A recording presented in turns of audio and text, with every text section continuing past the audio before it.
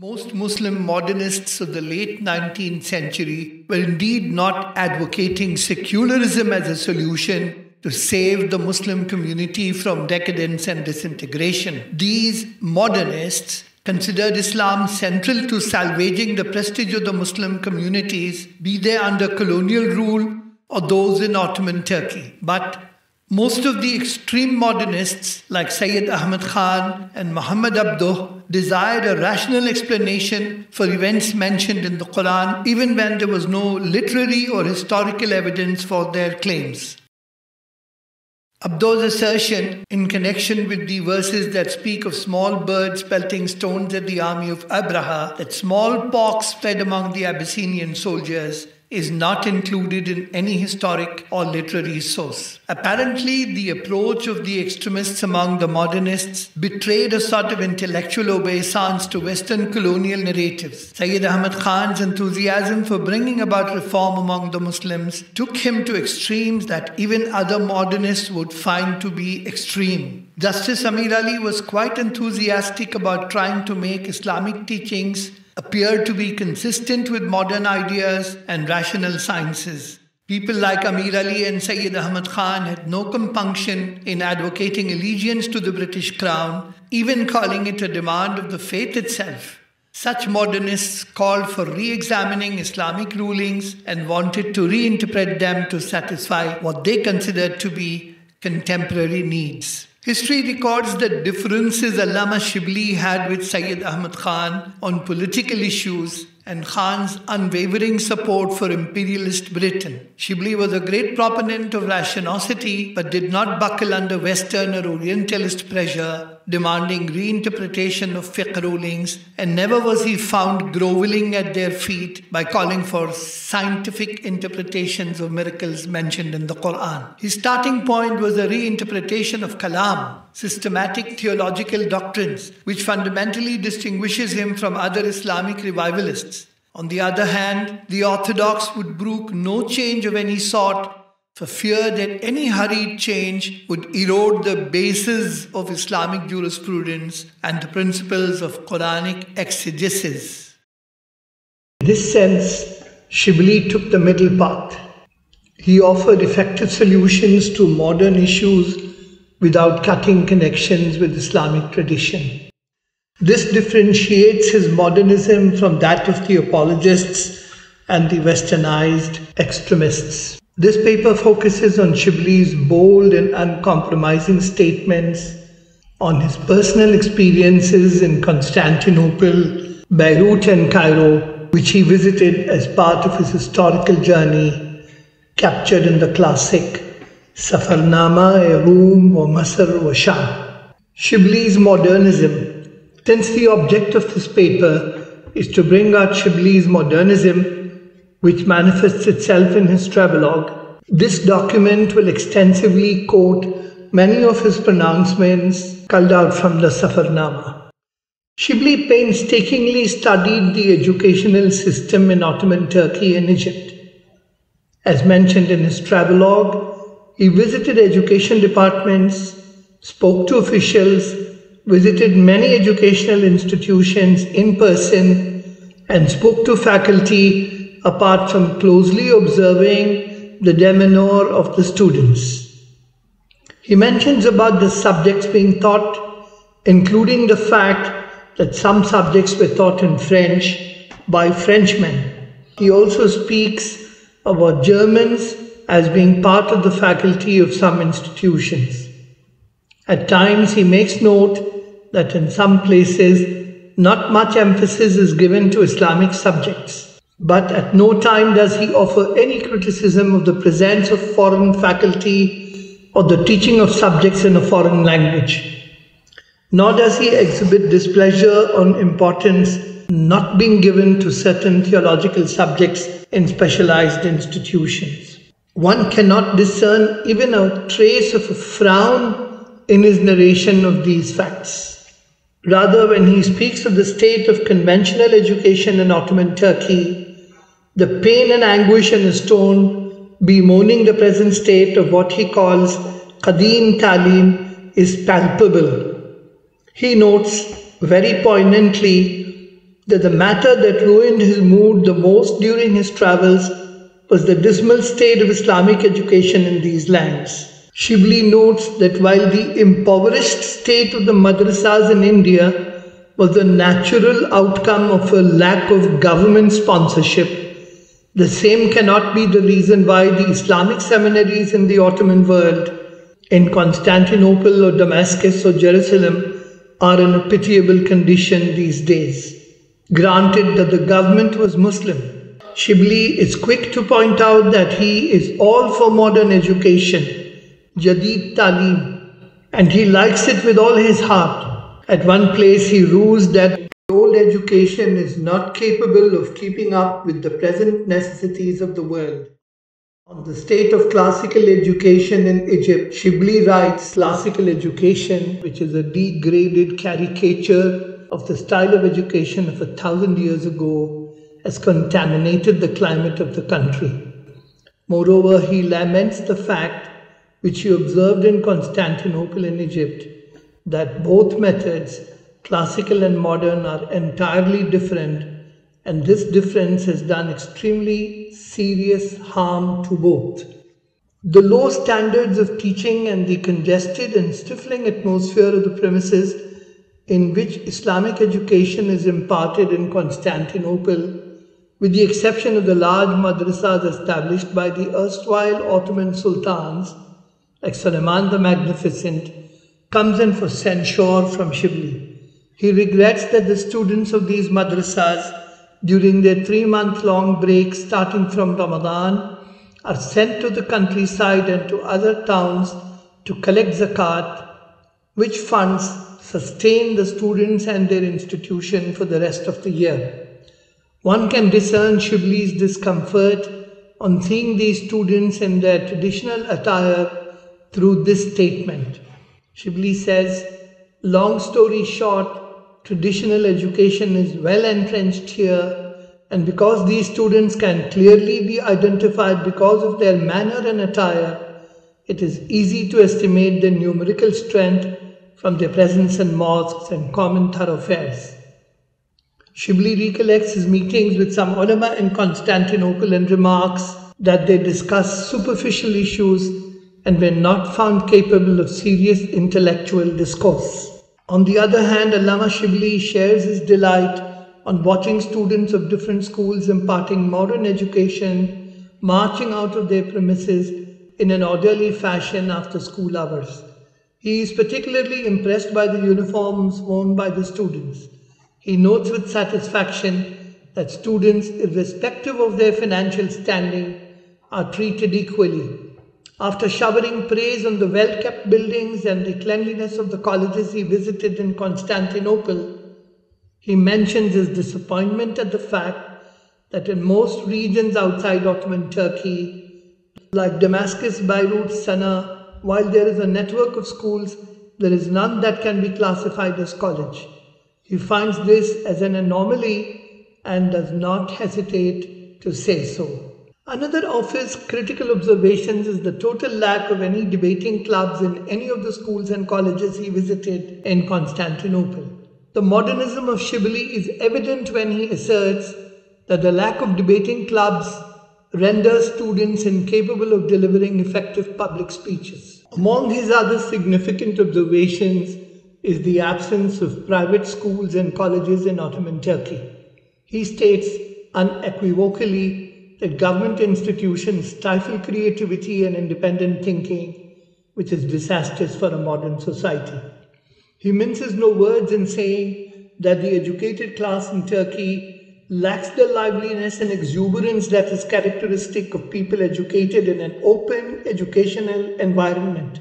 He gives the example of Cambridge and Oxford, which have forever resisted all forms of government takeover, ensuring high standards of critical thinking and innovation.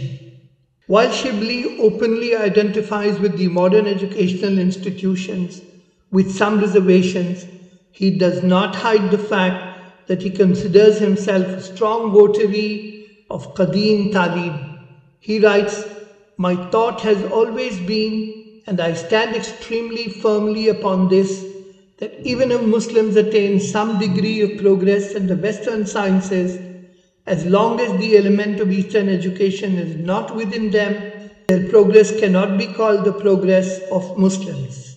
While confessing that the present system of Eastern education is extremely inferior and unnecessary, he is quick to add, but there are also things in that same education that are the spirit of the nationhood of Muslims, and any education in which there is absolutely no trace of that spirituality cannot keep alive the religion, nationhood, history, or anything at all of Muslims. The following observation Shibli makes about classical education in Turkey, after expressing deep regret on the decadence that he says has set into the system, illustrates his objectivity. Despite all these factors, I must acknowledge the academic munificence of the Turks in promoting knowledge, because, even if of a lower degree, at least hundreds of intellectual scientific monuments exist today.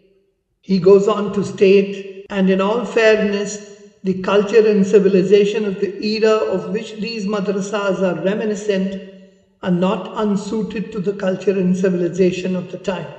In contrast, Shibli rightly observes, in our Hindustan, which with its vastness and breadth is itself a climb in its own right, not a single intellectual scientific monument of the 600-year period of the rule of Islam is found.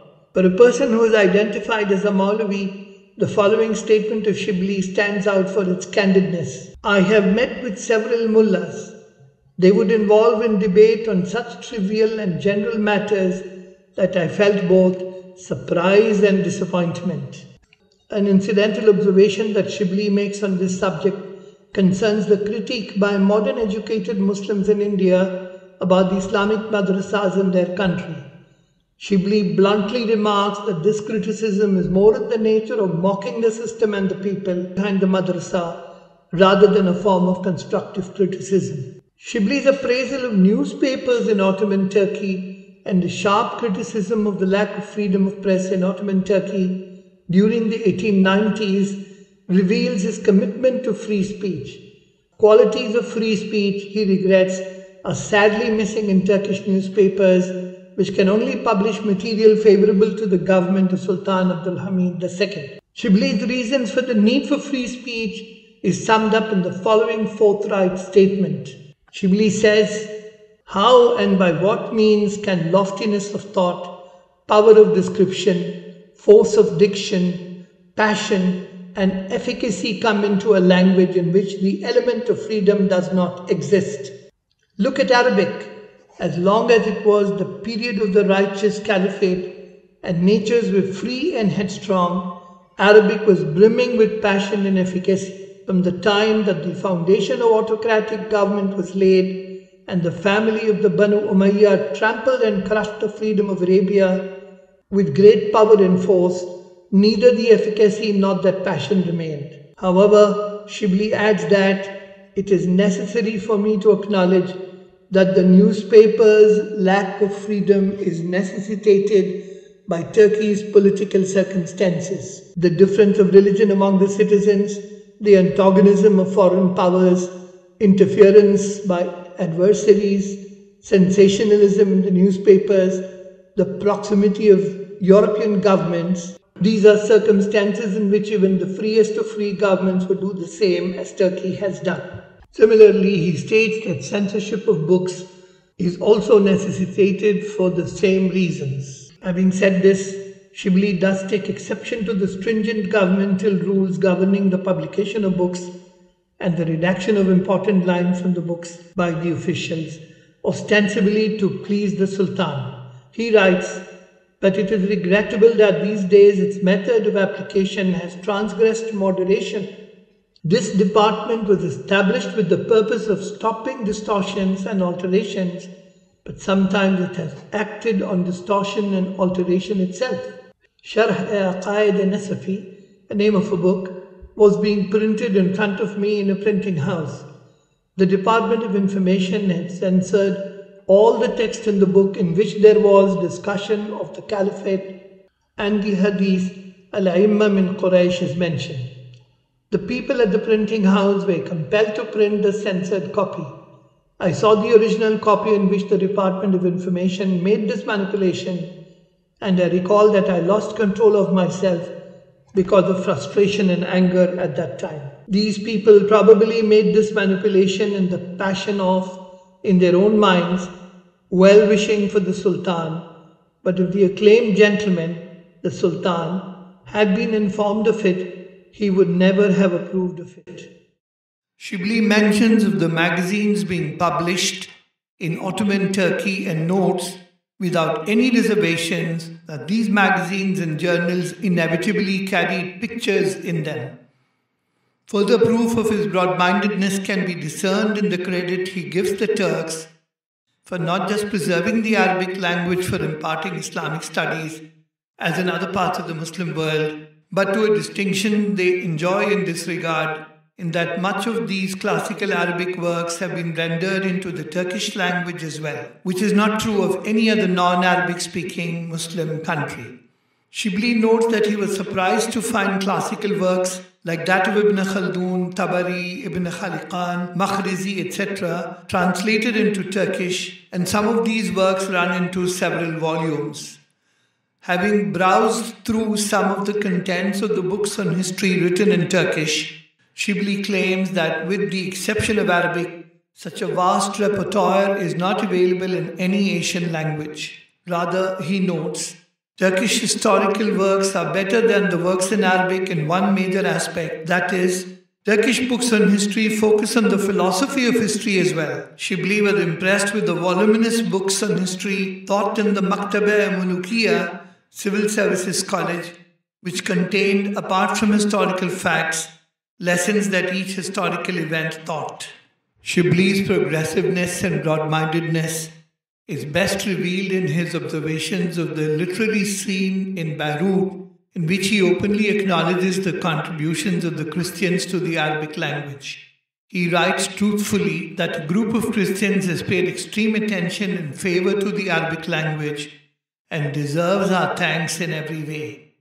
These people have, with extreme effort, collected the classical divans of Arabia from far and wide and have printed and published them. It is because of these people that the divans of Khansa, Antara bin Shaddad al-Abasi, Ismail Abu al-Atiyah, and so on have come to us. Otherwise, neither their names nor even a trace of them was known to people. They have paid even more regard to the poetry of the Christian poets of Arabia because of religious unity. They have collected the poems of all these poets in one place and have begun to publish a series of them. Poets of both periods, Jahiliyyah and Islam, are included in it. With extreme effort and care, they have properly and separately printed the Diwan of Akht al-Nasrani, who was a contemporary of Farzdaq and Jarir and a famous poet of the Umayyad government. This Diwan was extremely rare, so much so that even the libraries of Constantinople in Egypt were devoid of it. Only in the library of the Russian emperor was there a copy of it. Thus, arrangements were made for it to be copied, and the Arabic professor of St. Petersburg corrected it. This penned copy, which the aforementioned professor corrected with his own hand, was shown to me, and I acknowledged heartily the ambitiousness and intellectual scientific taste of these Christians. O Muslims, do you too have a sense of honor? These people themselves too have composed beneficial works related to the art of literature. Thus, Rawzat al-Adab fi Tabaqat Shu'ara al-Arab, Majani al-Adab and Sharh Majani al-Adab have already become famous and have been published. Thus, the astonishing, seriously astonishing thing is that even the beneficial books in literature that the Muslim intellectuals of the place have written owe themselves to these very Christians. That is, the Christians have given them patronage and recompense and had them compose these books, and at their own expense have printed them and published them. The commentaries on Maqamat-e-Bada'i and Rasail-e-Bada'i that have recently been printed and published with extreme care have been prepared in this way. I asked people, why do these people care so much for Arabic? People said, these people consider themselves of Arab descent and they take pride in this lineage.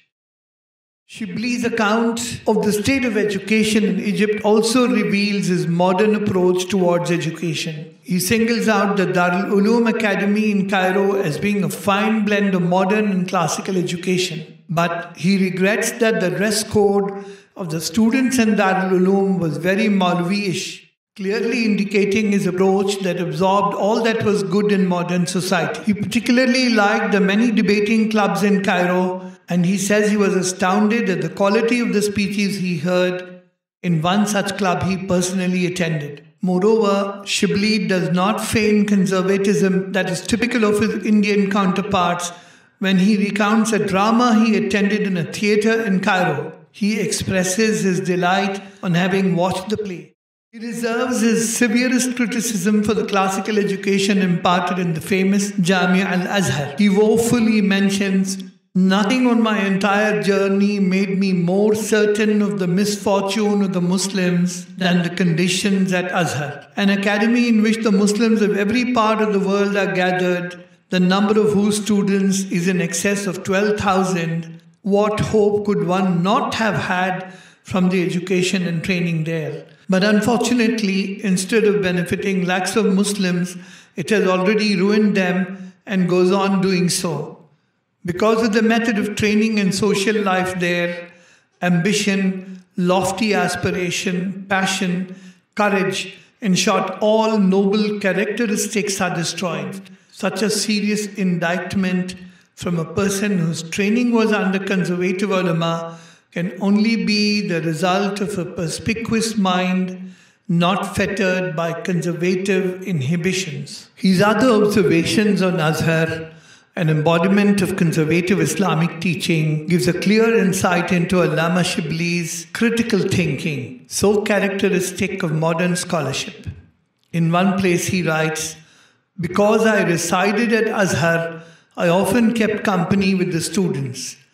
I would see them engaged in extremely ordinary, trivial discussions, unworthy of attention, and feel regret. The result of this absurd method of education is that Azhar has not produced any valuable scholar or author.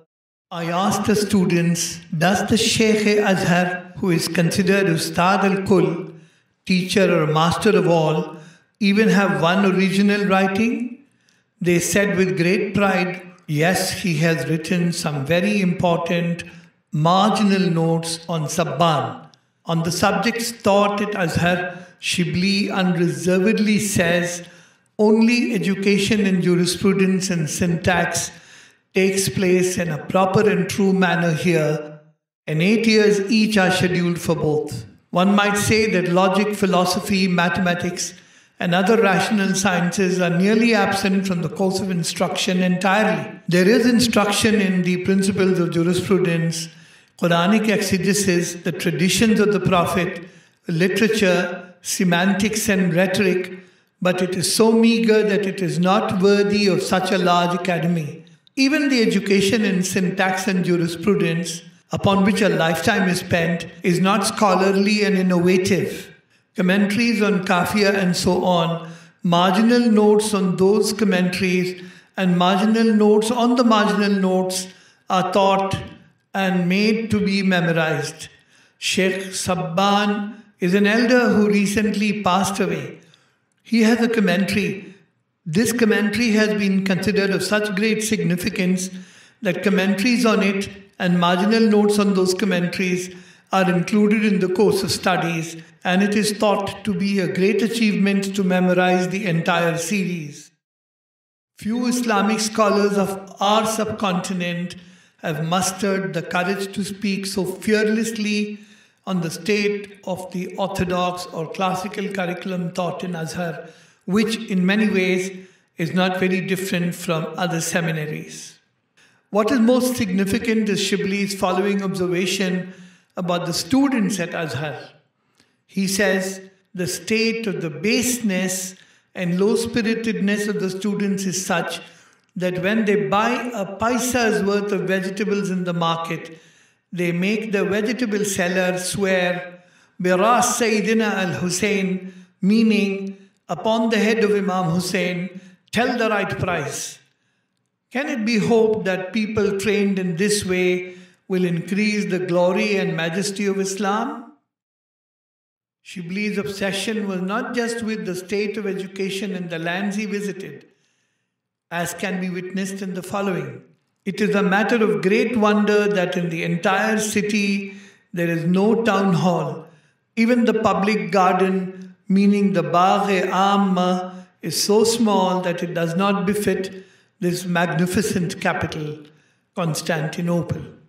Moreover, what caught the fancy of this writer is Shibli's fondness for coffee shops, which he frequented with much enthusiasm in Constantinople and Cairo. Given the fact that conservative ulama in Turkey had at one time convinced the Sultan to ban coffee shops because of their so-called un-Islamic character, and considering the taboo attached to frequenting coffee shops in the subcontinent among the religious class, Shibli's account of the coffee shops and his reasons why he liked them are even today a very modern thing. I relished making a video clip on the subject of Shibli's fondness for coffee shops more than I enjoyed making available many of his other notes in the travelogue in the form of audio-video clips.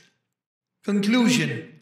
The reflections of Allama Shibli on the societies of Turkey, Beirut and Egypt that this presentation has tried to consolidate clearly brings out an image of a person who looked at these cultures without any preconceived notions nor with bias of any sort. The observations of the Allama are fearlessly expressed and reflect an open mind. Most importantly, at no place does he come out as someone overawed by Western thought and wanting acceptance from his peers who had bent backwards to please their colonial master. At no point does the travelogue smack of favoritism or unbridled criticism without good reason. The only quote-unquote agenda that emerges from a close reading of the Safarnama is an attempt to address obscurantism and misplaced orthodoxy without compromising on the fundamentals of the faith or dilution of the meanings of the sacred text or even twisting well-accepted jurisprudential rulings so as to garner accolades from the then dominant Western scholarship.